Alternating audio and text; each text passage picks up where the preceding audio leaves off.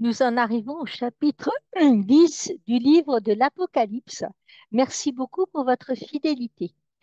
Alors, à notre habitude, nous allons situer ce chapitre dans ce qu'on pourra nommer le plan du livre. Ensuite, on essaiera de comprendre chacun de ces versets, qu'est-ce qui signifie, qu'est-ce qu'on peut en déduire. On tâchera de faire une petite conclusion. Et comme à notre coutume, nous terminerons par un texte. En l'occurrence, pour ce chapitre 10 du livre de l'Apocalypse, je nous ai trouvé une pépite dans l'encyclique du pape, Ecclesia in Europa,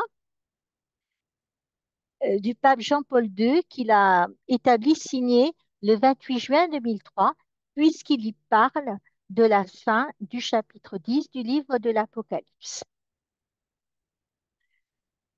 Donc, ce chapitre 10, et nous sommes toujours après l'ouverture et les lettres aux églises, qui est l'apéritif, hein, comme on dit en Provence. On a commencé par les toasts et la tapenade et on a continué par la première série de visions et nous y sommes toujours sur le cosmos et la création. On a vu au chapitre 4 ce qu'il en était du culte céleste, avec la perspective centrée sur Dieu, théocentrique. Au chapitre 5, euh, la perspective christocentrique. Et puis, on a ouvert les 6 premiers sceaux, présenté les élus. On a bien noté qu'il s'agissait des élus du peuple élu, et qui sont 144 000. Les autres ne sont pas comptés, puisque c'est une foule innombrable, le chapitre 7. Nous avons ouvert le 7e sceau, entendu les 6 premières trompettes, et là, nous allons être confrontés à un petit livre qui va être dévoré. Au chapitre 11, pour clore cette série de visions, eh bien, nous verrons les 2 témoins et ce qu'il en est de la 7e trompette, toujours le même système, 7 égale perfection. Donc, 11 versets à ce chapitre 10. Et j'ai vu un autre ange, plein de force, descendre du ciel, ayant une nuée pour manteau, et sur la tête un halo de lumière. Son visage était comme le soleil, et ses jambes comme des colonnes de feu. Il tenait à la main un petit livre ouvert. Il posa le pied droit sur la mer et le gauche sur la terre. Il cria d'une voix forte comme un lion qui rugit. Et quand il cria, les 7 tonnerres parlèrent, faisant résonner leur. Et quand les 7 tonnerres eurent parlé, j'allais me mettre à écrire, mais j'entendis une voix venant du ciel qui disait, ce que viennent de dire les 7 tonnerres, garde-le scellé, ne l'écris pas. Et l'ange que j'avais vu debout sur la mer et sur la terre leva la main droite vers le ciel. Il fit un serment par celui qui est vivant pour les siècles des siècles, celui qui a créé le ciel et tout ce qu'il contient, la terre et tout ce qu'elle contient, la mer et tout ce qu'elle contient. Il déclara, du temps, il n'y en aura plus. Dans les jours où retentira la voix du 7e ange, quand il sonnera de la trompette, alors se trouvera accompli le mystère de Dieu, selon la bonne nouvelle qu'il a annoncée à ses serviteurs les prophètes. Et la voix que j'avais entendue venant du ciel me parla de nouveau et me dit, va prendre le livre ouvert dans la main de l'ange qui se tient debout sur la mer et sur la terre. Je m'avançai vers l'ange pour lui demander de me donner le petit livre. Il me dit, prends et dévore-le. Il remplira tes entrailles d'amertume, mais dans ta bouche, il sera doux comme le miel. Je pris le petit livre de la main de l'ange et je le dévorai. Dans ma bouche, il était doux comme le miel, Mais quand je l'eus mangé, il remplit mes entrailles d'amertume. Alors on me dit, il te faut de nouveau prophétiser sur un grand nombre de peuples, de nations, de langues et de rois. Bien sûr, la version que nous avons sur les yeux et que je viens de lire, c'est la version liturgique actuelle. Copyright AELF.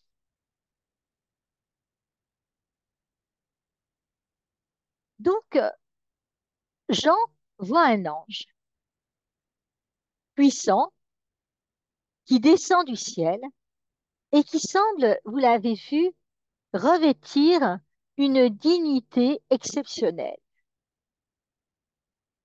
Il arrive dans la nuée et la nuée, c'est la grâce et la gloire. Nous regardons un extrait de la tapisserie d'Angers de l'Apocalypse. Il se trouve que au chapitre 7, verset 13 du livre de Daniel, nous avons, je regardais au cours des visions de la nuit, et je voyais venir avec les nuées du ciel comme un fils d'homme. Il parvint jusqu'au vieillard et on le fit avancer devant lui.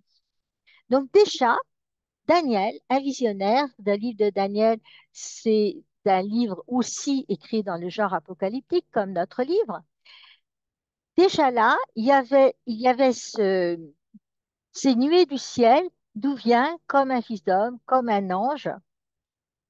Et de même, dans l'évangile de Matthieu au chapitre 24,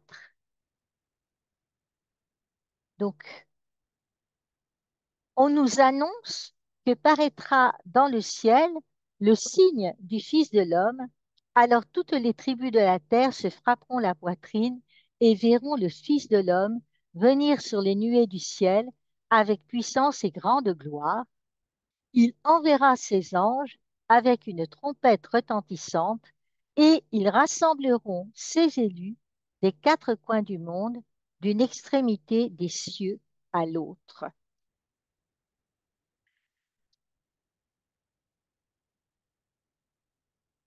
Jean, dans son livre de l'Apocalypse, a bien copié, pillé, se souvenu, cité donc Daniel et Saint Matthieu. N'oublions pas que l'auteur de notre livre est complètement imbibé, imprégné des Écritures. On a vu que la nuée signifiait la grâce et la gloire. On a vu ça au livre de Daniel. Alors un arc-en-ciel, vous le voyez ici, il entoure sa tête. Il est donc, puisque c'est un arc-en-ciel, un messager d'alliance. Il porte le signe d'alliance primordiale avec toute chair que l'on trouvait déjà au verset 13 du chapitre 9 du livre de la Genèse. Je mets mon arc au milieu des nuages pour qu'il soit le signe de l'alliance entre moi et la terre. Vous avez remarqué que lorsqu'il y a un nuage, un arc dans le ciel, eh bien cet arc, il fait vraiment l'alliance, le lien entre la terre et le ciel, et surtout, magnifique, il va diffracter la lumière comme un prisme, et c'est pour ça qu'on voit toutes les couleurs, les différentes longueurs d'onde, les différentes explications qui arrivent. Le rôle de l'arc-en-ciel, le rôle de l'alliance. L'arc-en-ciel qui orne l'être ayant apparence humaine, vu par Ézéchiel, en Ézéchiel 1, 28, on a comme l'arc apparaît dans la nuée un jour de pluie, ainsi cette clarté alentour, c'était l'aspect, la forme et la gloire du Seigneur.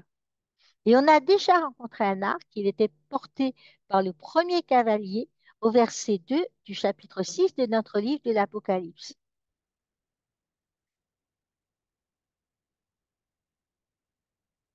Son visage est comme le soleil, resplendissant comme le visage du Fils de l'homme, de la vision initiale, Apocalypse 1,16, comme le visage du Christ en gloire, du Christ transfiguré de Matthieu 17,2. Visage resplendissant comme le soleil. Oui, il y a plein de petites flèches autour. Oui, c'est pour éclairer tout.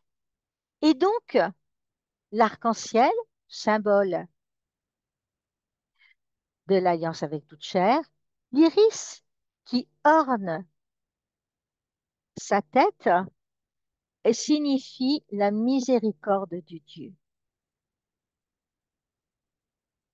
Le visage brillant, donc il exprime l'éclat merveilleux. On va lire, hein, moi j'ai vu des interprétations éclairées, c'est le cas de dire, qui exprimait l'éclat merveilleux de la doctrine pour illuminer les âmes, et ses pieds, semblables à des colonnes de feu, expriment qu'il dirigera l'Église dans les voies de la justice, comme jadis la colonne de nuit pendant le jour et la colonne de feu pendant la nuit guidaient les Israélites dans le désert. Entre parenthèses, ils ont quand même mis 40 ans à faire un trajet qu'on fait très vite en voiture. Mais bon, on en reparlera un autre jour. Donc, les colonnes de feu, comme ces jambes qui sont comme des colonnes de feu, voilà le feu que Jésus est venu jeter sur la terre. On l'a déjà croisé au chapitre 8, verset 5, et on l'a entendu en Luc 12, 49.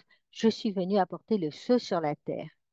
Il est le Messie qui domine sur tout l'univers et exerce son autorité sur toute la création. Il met en effet sous ses pieds, vous l'avez vu, la terre et la mer. Il exerce donc une autorité sur l'espace marin qui sépare les îles lointaines habitées par les païens, dont Israël a toujours perçu la force hostile au point d'y voir la personnification des ennemis de Dieu. Le prophète Zacharie, au chapitre 14, verset 4 de son livre, nous avait annoncé que le Messie, à sa venue, poserait les pieds sur le mont des Oliviers. Maintenant, la puissance du Messie s'étend à tout le cosmos et rejoint aussi les païens. La révélation, avec un pied sur l'eau et un pied sur la terre, elle est universelle. Cet ange puissant est comme un lion rugissant.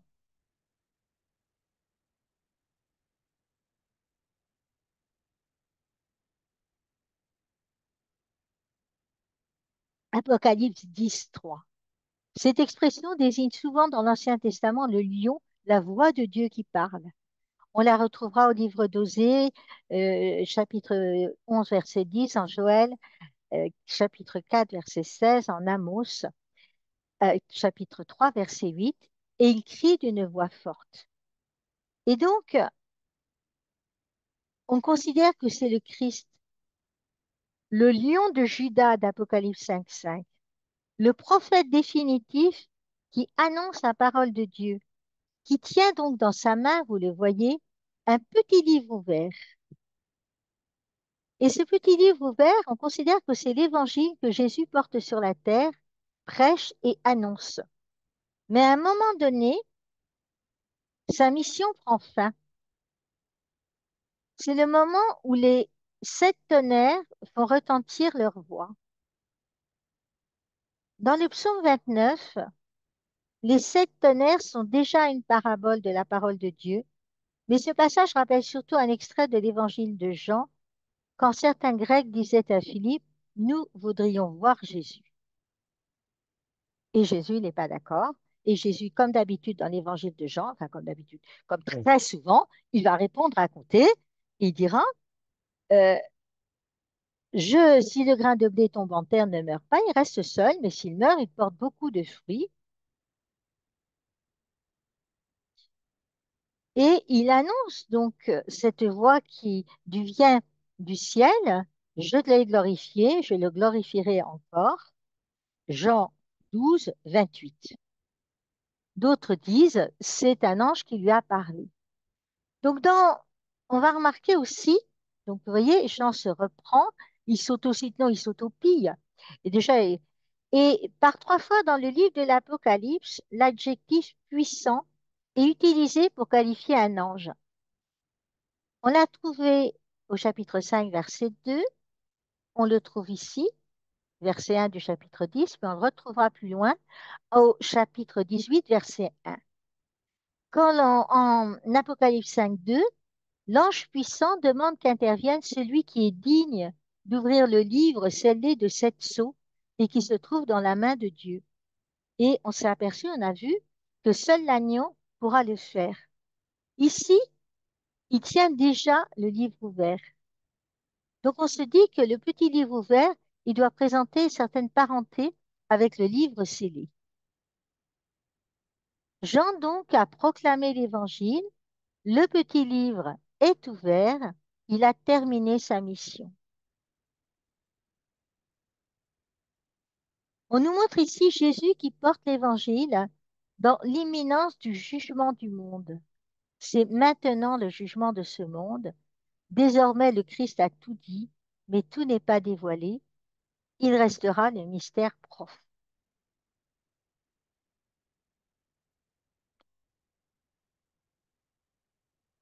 Il met donc un pied sur la terre, un pied sur la mer, et on se souvient que au verset 10 du premier chapitre du livre de la Genèse, Dieu a appelé la terre ferme terre, et il a appelé la masse des eaux mer, et il a vu que c'était bon. Quant à la force du lion, avec laquelle, dans l'Ancien Testament, le rugissement du lion, il sert à plusieurs reprises d'image pour caractériser la voix de ce Dieu. Amos 3:8b, quand le Seigneur Dieu a parlé, qui refuserait d'être prophète? Cette expression rappelle la puissance de la parole évangélique qui retentit jusqu'aux extrémités du monde. Et alors Jean, il veut écrire aussitôt.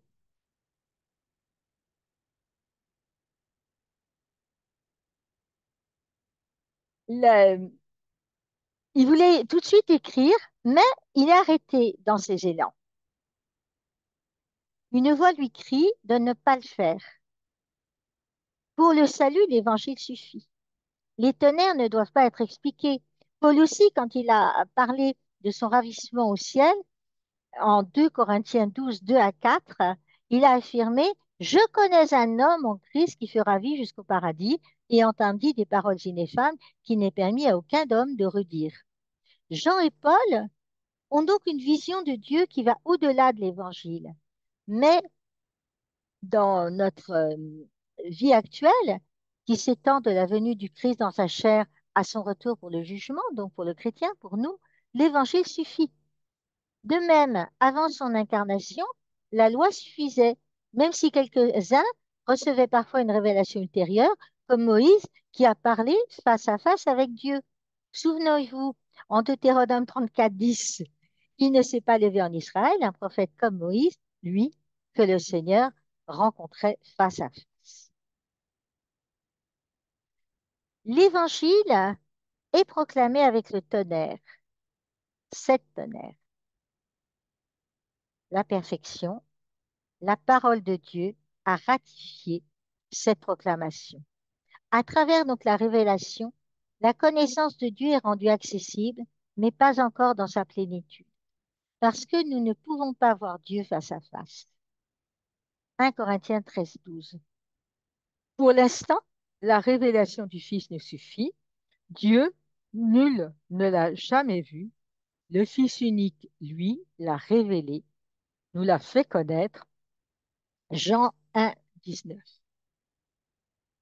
Et l'ange, il lève la main. Il lève la main, c'est prendre Dieu à témoin de la vérité de ce qu'il va dire. Souvenons-nous, au tribunal, levez la main droite et dites, je le jure, ce qu'on appelle des témoins. La scène que nous voyons là, elle est inspirée de Daniel 12:7.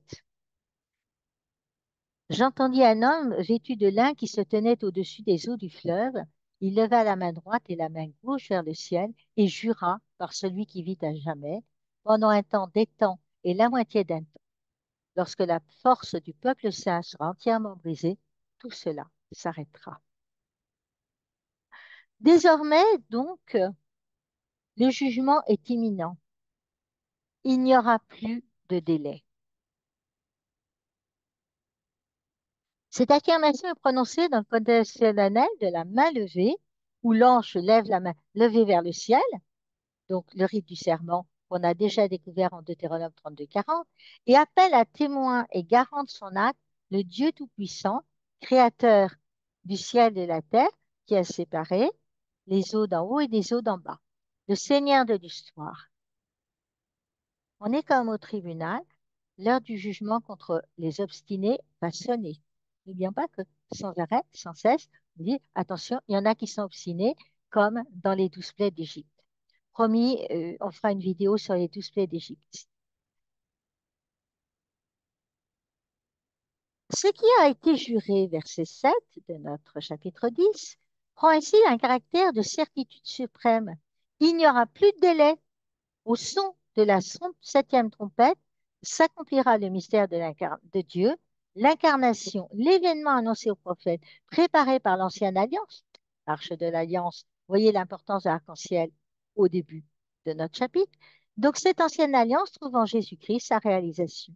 Et c'est là, au cœur de l'Apocalypse, avant de présenter les deux témoins, que Jean atteste son expérience d'interprète d'exégète du Fils. Il est le disciple qui, ayant demeuré au sein du Fils, comme le Fils demeure au sein du Père, et en est celui qui donne l'explication, a eu le privilège de devenir héritier et interprète du texte.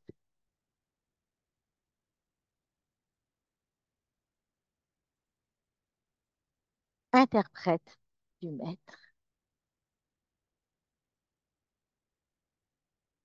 Il entend la voix qui lui ordonne d'aller prendre le petit livre de la main de l'ange, autre tapisserie d'Angers, et il réalise ce même mouvement que l'agneau, qui avait pris le rouleau de l'Ancien Testament de la main de celui qui siégeait sur le trône au chapitre 5, verset 7. L'ange commande à Jean de manger ce livre.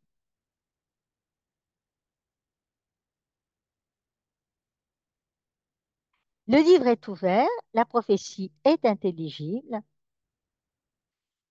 et sera expliquée à mesure des besoins de l'Église.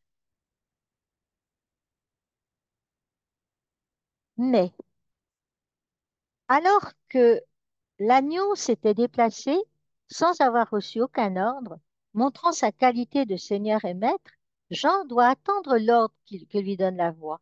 Va, prends le livre. Il va prendre l'Évangile parce qu'il est disciple du Christ et qu'il est devenu le confident du Christ. Souvenons-nous en Jean 15,15, je vous appelle ami parce que tout ce que j'ai entendu de mon Père, je vous l'ai fait connaître. Jean tremble. Il n'ose pas prendre le livre. Il prie l'ange de le lui donner, mais l'ange lui ordonne de le prendre et de le manger. Apocalypse 19. Comme le Seigneur avait ordonné à Ézéchiel de manger le rouleau de la prophétie qu'il aurait annoncé. Alors c'est un peu long, je n'ai pas mis les textes parce que ça c'est en Ézéchiel 2,8 à Ézéchiel 3,3. Jean, il est en train de revivre l'expérience d'Ézéchiel et de Jérémie et il reçoit une investiture prophétique. Il prend connaissance du livre. Alors, l'investiture de Jérémie en Jérémie 15,16, je sais que vous allez dire, oui, oui, oui, c'est, ne vous ruez pas tout de suite sur ALF, je vous le dis. Quand je rencontrais tes paroles, je les dévorais. Elles faisaient ma joie, les délices de mon cœur, parce que ton nom était invoqué sur moi, Seigneur, Dieu de l'univers. Jérémie. Donc Jean mange le livre et tout d'abord, il lui paraît doux comme le miel. Quelle est douce, ta parole est douce à mon palais. Psaume 119, 103, 119, 118. On fera un cours sur les psaumes, c'est promis. Car telle est la parole de Dieu pour l'homme, douce comme le miel. Mais ensuite, il devient très amer. Écoutez, l'annonce du salut, l'évangile, c'est très beau, c'est simple. Aller passivement à la messe, c'est très beau. On en reparlera. Mais assimiler, faire sien l'évangile, le porter et l'annoncer, eh bien, cela coûte du sang et entraîne des tribulations, des persécutions, des épreuves. Et donc, d'où les entrailles qui sont pleines d'amertume. Jean va ressentir toute la dureté de l'évangile qu'il a mangé et fait sien. Et le Seigneur lui dit que l'annonce du salut n'est pas destinée à lui seul, mais doit être portée à tous les peuples, nations et rois, jusqu'aux îles lointaines. Jean n'est pas simplement le disciple bien-aimé, mais il est appelé à devenir apôtre. Il est envoyé au monde pour annoncer l'évangile du salut. Il pose donc le fondement de son autorité d'apôtre, d'auditeur privilégié, qui a fait sien l'évangile proclamé par Jésus à l'intérieur de l'histoire. Le disciple témoin est apôtre. Et d'ailleurs, il te faut de nouveau prophétiser. Il se nomme explicitement comme un prophète. La prophétie annoncée va devoir s'affirmer dans un cadre, tenez-vous bien, où le pouvoir politique jouera un grand rôle, d'où la mention un grand nombre de rois. Nous verrons la prochaine fois qu'il va recevoir d'autres ordres. Et nous verrons Jean, donc, qui est constitué, institué apôtre et prophète, et deux autres témoins apparaîtront. Donc la prophétie, elle va se développer dans les chapitres suivants et ça sera l'explication des sept tonnerres. C'est d'une part le grand malheur de l'avènement de l'Antéchrist et d'autre part le mystère ou la miséricorde de Dieu qui accorde le triomphe à son Église. Donc vous voyez, chapitre 10, il est quand même rudement complexe. Il y a un livre, il y a déjà cet ange qui a tous ses attributs qui sont absolument somptueux. Il est entouré de l'arc-en-ciel, un pied, les jambes de feu, un pied sur la terre, un pied sur la mer, son iris.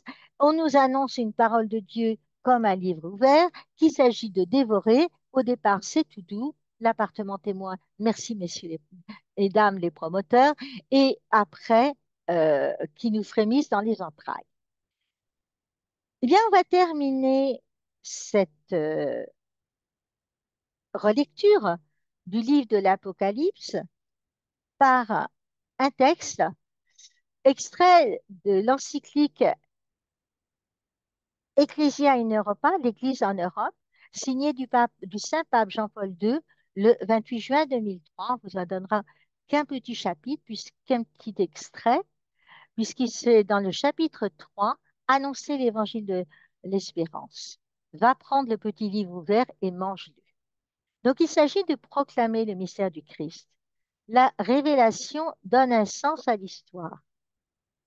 La vision de l'Apocalypse nous parle donc de ce livre en forme de rouleau, écrit à l'intérieur et l'extérieur, scellé de sept sceaux, tenu dans la main droite de celui qui siège sur le trône céleste, Apocalypse 5, 1.